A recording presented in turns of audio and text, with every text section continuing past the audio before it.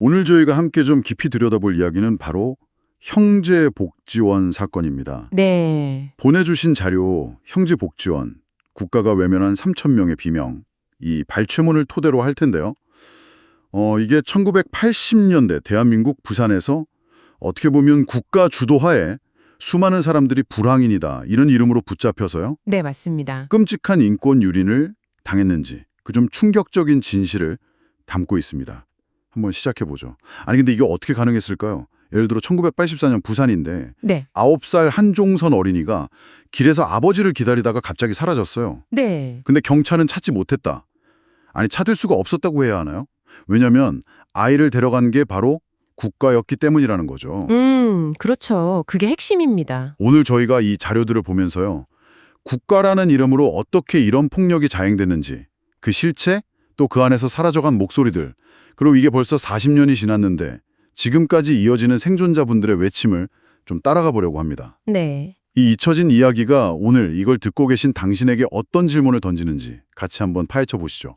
80년대 한국이면 88 서울올림픽 준비로 나라 전체가 들썩였잖아요. 네, 맞아요. 분위기가 그랬죠. 정부는 막 사회정화 이걸 외치면서 도시미관 개선한다고 굉장히 열을 올렸고 그 과정에서 소위 불황인 단속이라는 게 대대적으로 이루어졌다고 해요. 네, 그랬습니다. 근데 이 부산의 형제복지원이 당시 전국에서 제일 큰 최대 규모의 불황인 수용시설이었다고요? 네, 맞습니다. 규모가 어마어마했죠. 근데 대체 누가 불황인으로 찍혀서 끌려갔을까요? 우리가 그냥 생각하는 노숙인? 이런 분들만 있었던 걸까요?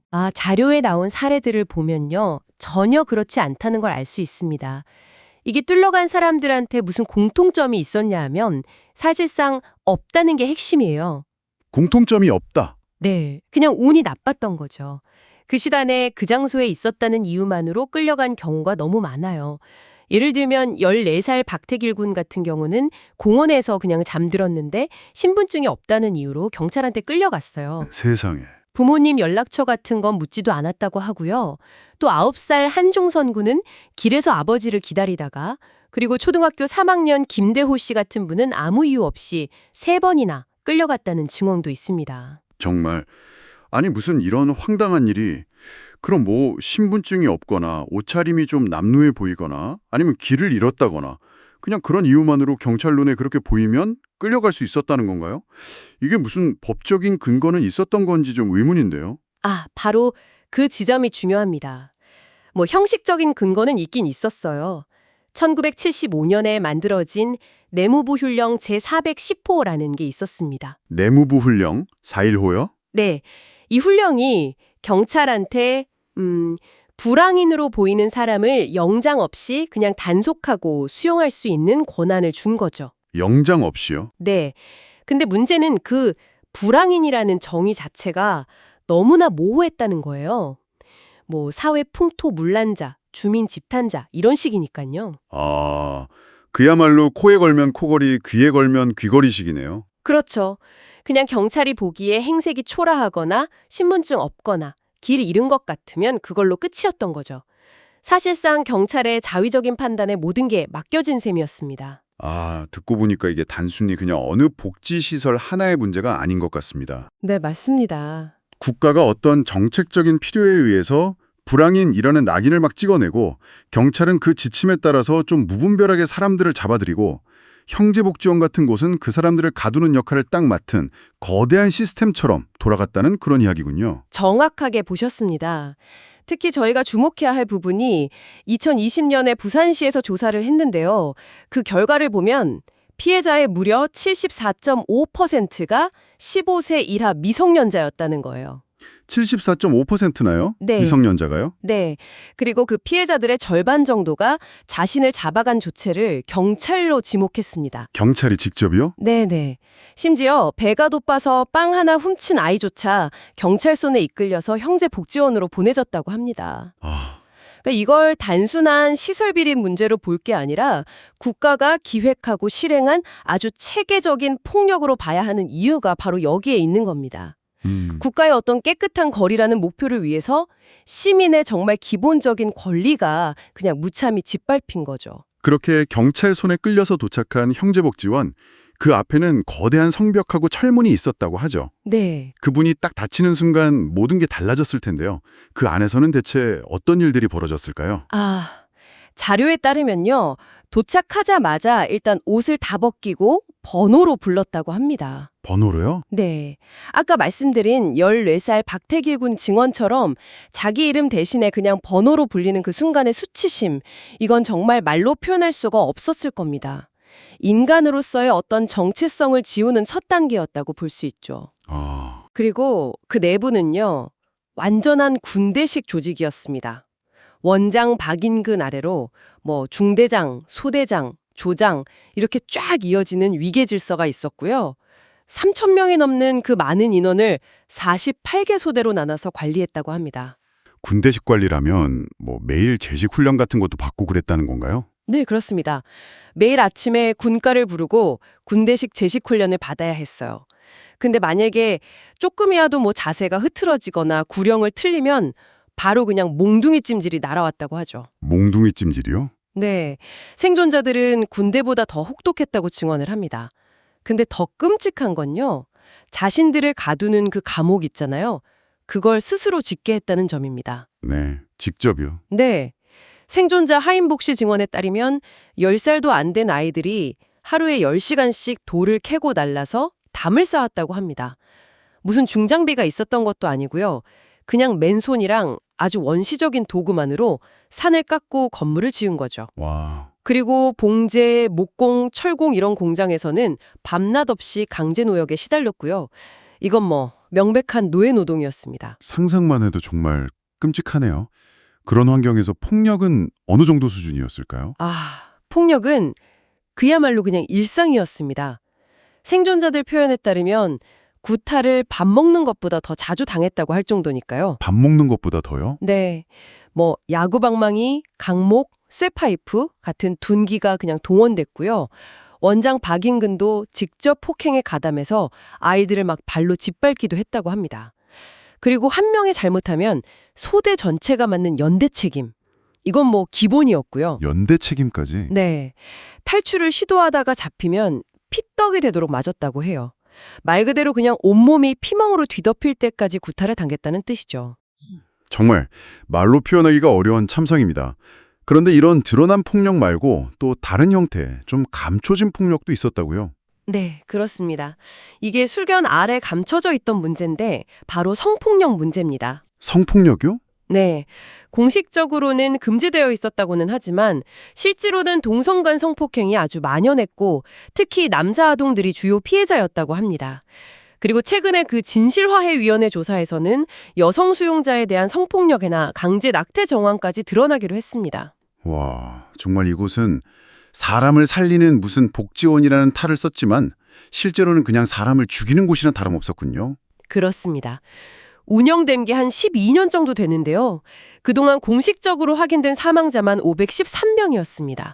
근데 진실화해위 조사 결과로는 최소 657명 이상으로 추정되고 있습니다. 최소 657명이요? 네, 맞아 죽고 굶어 죽고 병 들었는데 방치돼서 죽고 그랬던 거죠. 근데 더 충격적인 건요.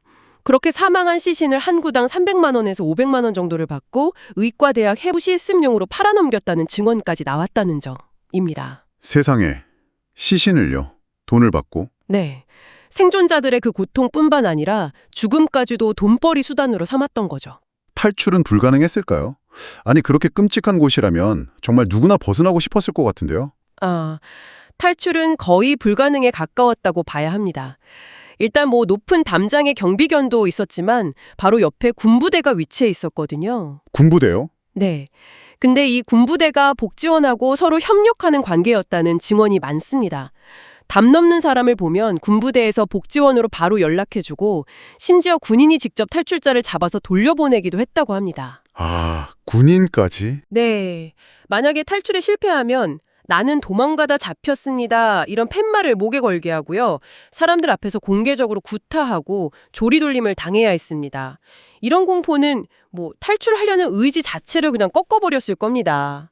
결국 이런 걸 종합해보면 그 군대식 위계질서, 번호로 부르는 거, 국민교육 헌장 같은 거 암송 강요, 연대 책임, 또 탈출 시도에 대한 그런 가혹한 처벌, 이런 것들은 단순히 사람들을 가두는을 넘어서요. 개인의 어떤 존엄성이나 정체성을 완전히 파괴하고 절대적인 복종을 강요하기 위한 굉장히 정교하게 설계된 심리 통제 시스템이었다고 볼 수 있습니다. 근데 더 믿기 힘든 건 이 모든 끔찍한 일들이 그냥 부산 시내 한복판에서 벌어졌다는 거잖아요. 네, 맞아요. 심지어 복지원 안에 국민학교 분교까지 있어서 외부 교사들이나 자원봉사자들도 드나들었다고 하는데요. 와, 정말 수많은 사람들의 침묵과 어떻게 보면 방관 속에서 이런 비극이 가능했던 게 아닐까 싶습니다. 그렇죠. 그 점이 참 아픈 부분입니다. 이런 끔찍한 시스템을 만들고 운영했던 그 원장, 박인근, 대체 어떤 인물이었을지 점점 더 궁금해지는데요. 겉으로는 복지의 아버지, 이렇게 알려졌던 인물이라고요? 네, 맞습니다. 박인근은 세상 밖에서는 완전히 다른 얼굴을 하고 있었어요. 뭐 거리의 아버지, 사회복지계의 대부 이렇게 칭송받으면서요. 1981년에는 국민포장, 84년에는 국민훈장 동백장까지 받은 인물입니다. 훈장까지요? 네, 그리고 독실한 기독교 장로이기도 했고요. 하지만 그 담장 안에서는 그 누구보다 잔혹한 폭군이었고 수천 명의 피와 눈물 위에 자기만의 왕국을 건설한 악마나 다름없었습니다. 와, 겉과 속이 완전히 다른 정말 두 얼굴의 사나이였군요. 그럼 그가 이 복지원을 통해서 얻었던 이득은 뭐였을까요? 단순히 그냥 명예욕 때문이었을까요? 뭐 명예욕도 당연히 있었겠지만 핵심은 막대한 경제적 이익이었습니다.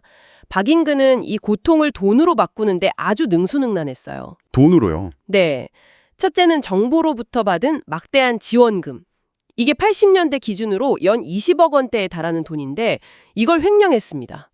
수사 당시에 그 금고에서 수십억 원대의 예금 증서랑 외화가 발견됐었죠. 피해자들은 실제 재산은 수천억 원대에 이를 거라고 추정하고요. 수천억 원? 둘째는 수용자들을 그냥 노예처럼 부려서 강제 노역으로 엄청난 이익을 챙겼습니다. 뭐 건물 짓는 거부터 공장 운영까지 인건비가 전혀 안 드는 사업이었으니까요.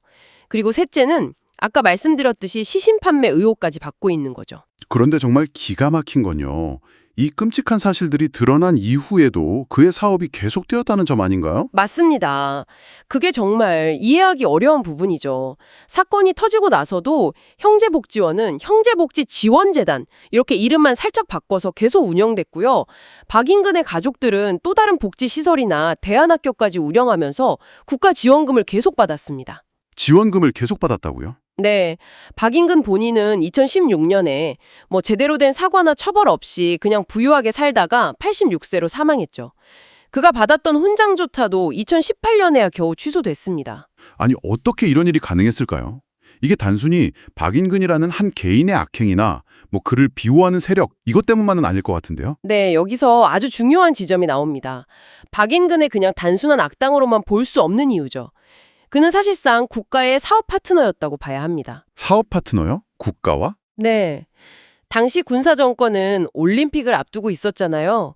도시 미관을 해친다고 생각하는 사람들을 눈에 안 띄게 치워버리고 싶어 했어요. 박인근은 바로 그 더러운 일을 복지라는 이름으로 포장해서 처리해줄 아주 최적의 해결사였던 겁니다. 아... 국가는 그에게 돈과 명예, 그리고 법적인 보호막을 제공했고요. 그는 국가를 대신해서 사람들을 가두고 통제했던 거죠. 훈장은 그 충성스러운 서비스에 대한 대가였다고 볼 수 있는 셈입니다. 와... 그리고 그의 일가가 사업을 계속 이어갈 수 있었던 건 이런 끔찍한 진실이 드러난 후에도 우리 사회의 복지 시스템이라는 것이 그들을 여전히 복지 사업가로 인정하면서 스스로를 보호했기 때문이라고 볼 수 있습니다. 그 끔찍한 인권 유린의 현장이 복지시설이라는 이름 아래서 그냥 용인되었던 어떤 구조적인 문제가 있었던 겁니다. 정말 충격적인 공생관계네요. 그렇다면 이 완벽해 보였던 거짓과 폭력의 왕국에 처음으로 균열을 낸 건 누구였나요? 1986년 12월이었는데요. 당시 울산 지청검사였던 김용원 씨였습니다. 그분 별명이 브레이크 없는 벤치였다고 하죠. 브레이크 없는 벤치요? 네, 그가 우연히 울산의 한 외딴 목장에서 형제복지원 소유의 작업장을 발견하게 됩니다. 감시 아래서 허름한 옷차림으로 강제노역에 시달리는 사람들 모습이 마치 노예수용소 같았다고 나중에 회고했죠. 아, 직감적으로 이건 큰 사건이다 이렇게 감지했겠군요. 네, 그렇죠. 김용환 검사는 즉시 내사에 착수했고 1987년 1월 16일 밤에 부산에 있는 형제복지원 본원을 급습합니다. 급습했군요. 네, 거기서 정말 교도소나 다름없는 시설, 끔찍한 위생 상태, 그리고 원장실 금고에 숨겨져 있던 거액의 돈과 서류들을 발견하고 박인근을 특수감금 및 횡령 등의 혐의로 긴급 체포하게 됩니다. 와, 드디어 진실이 밝혀지는 순간이었네요. 하지만 안타깝게도 그 순간은 오래가지 못했습니다. 박인근이 체포되자마자 정말 상상 이상의 압력이 들어오기 시작했어요. 압력이요? 어디서요? 부산시장부터 시작해서 청와대 비서관까지 각계각층에서 박인근을 삭방하라는 압력이 쏟아졌습니다.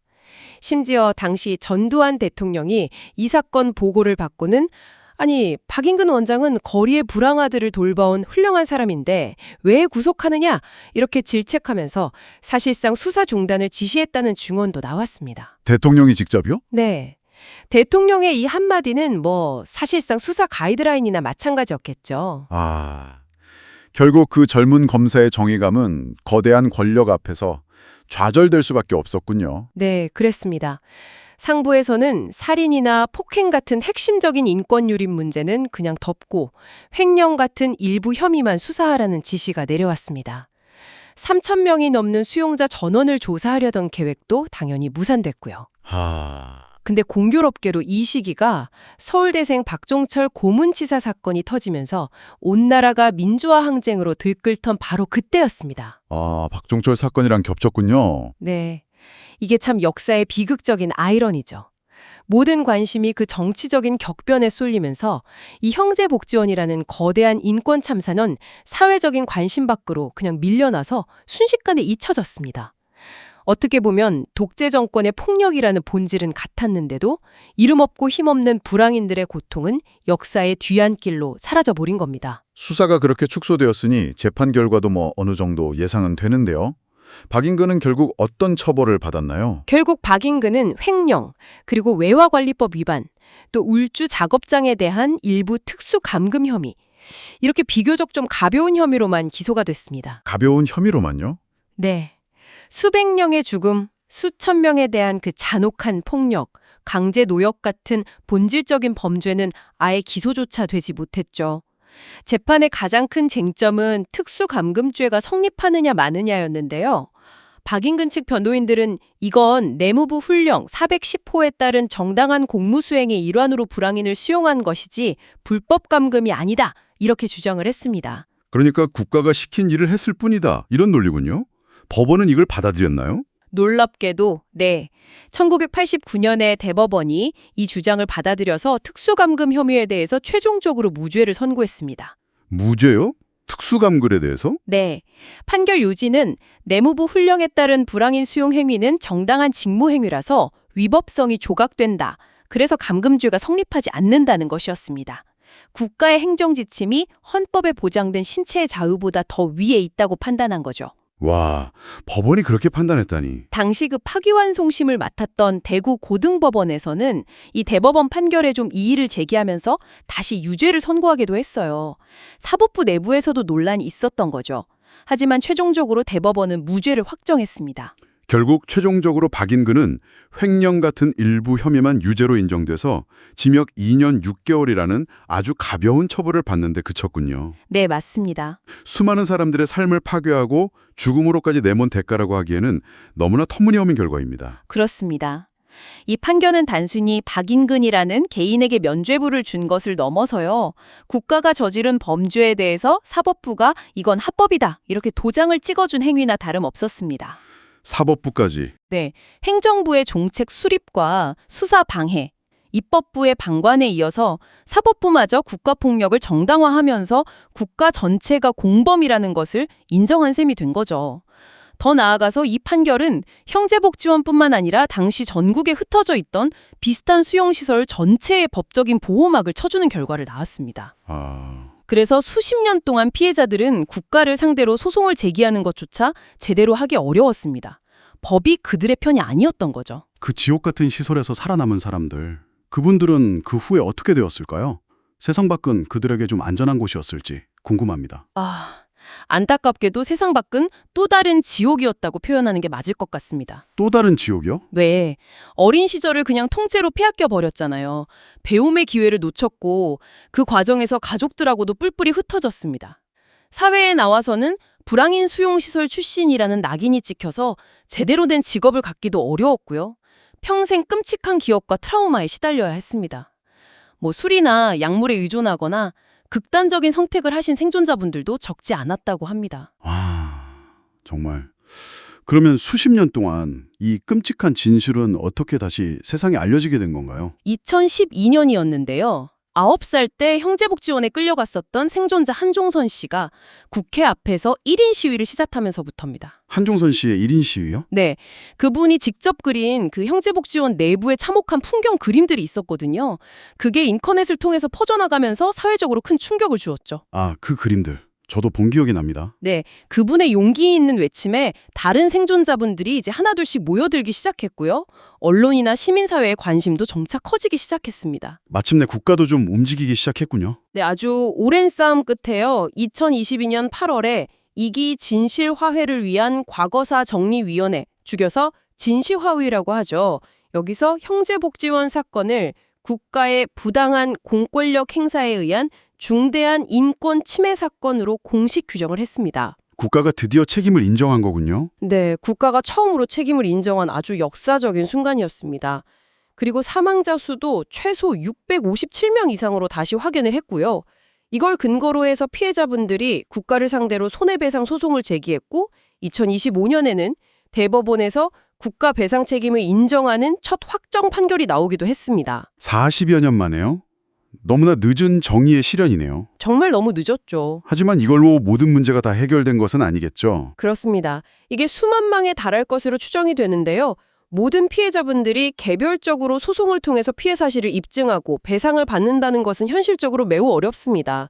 시간도 너무 오래 걸리고 또 그 고통스러운 기억을 다시 끄집어내야 하는 과정 자체가 또 다른 상처가 될 수도 있잖아요. 네, 그렇죠. 그래서 생존자분들과 시민사회에서는 모든 피해자를 좀 포괄적으로 구제하고 국가의 책임을 명확히 명시하는 내용의 형제복지원 피해 사건 진상규명 및 피해자 명예회복 등에 관한 특별법, 줄여서 형제복지원 특별법이라고 하는데요. 이 법 제정을 수년째 요구하고 있습니다. 특별법 제정이요? 네. 근데 안타깝게도 이 법안은 여전히 국회 문턱을 넘지 못하고 있는 상황입니다. 아직도 통과가 안 됐군요. 생존자분들의 싸움은 단순히 그냥 개인적인 보상을 받기 위한 것만은 아니라는 생각이 드네요. 맞습니다. 그분들의 싸움은 뭐 돈 몇 푼의 문제가 절대 아니죠.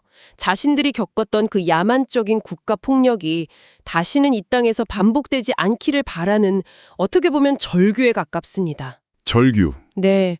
국가가 효율성이나 질서 유지 같은 명분을 내세워서 쓸모없는 사람과 필요한 사람을 자의적으로 구분하고 또 약하고 가난하다는 이유만으로 인간의 존엄성을 짓밟을 때 어떤 끔찍한 비극이 벌어지는지 그분들은 지금 온몸으로 역사를 증언하고 있는 것입니다. 오늘 우리는 형제복지원이라는 한때 복지의 이름으로 불렸던 곳에서 자행된 국가적인 폭력과 그 속에서 쓰러져간 수많은 삶의 이야기를 좀 깊이 들여다봤습니다.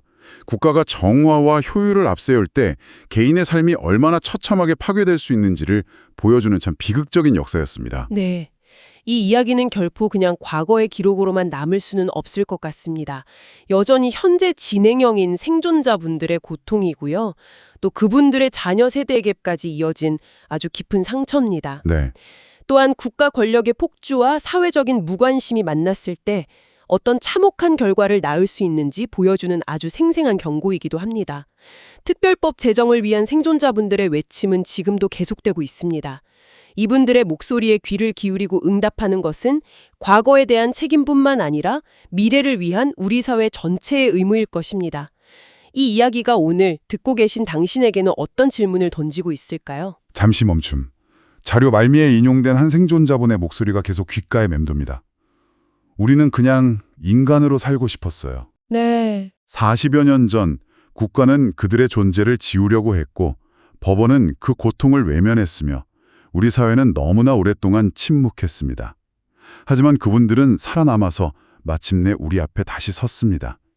40년이 지난 지금도 계속되는 이분들의 절박한 외침 앞에서 우리는 무엇을 보고 또 무엇을 해야 할까요? 이 질문은 단지 과거의 과오를 청산하는 문제를 넘어서 오늘 우리가 어떤 사회를 만들어가야 하는지에 대한 아주 근본적인 물음으로 이어진다고 생각합니다.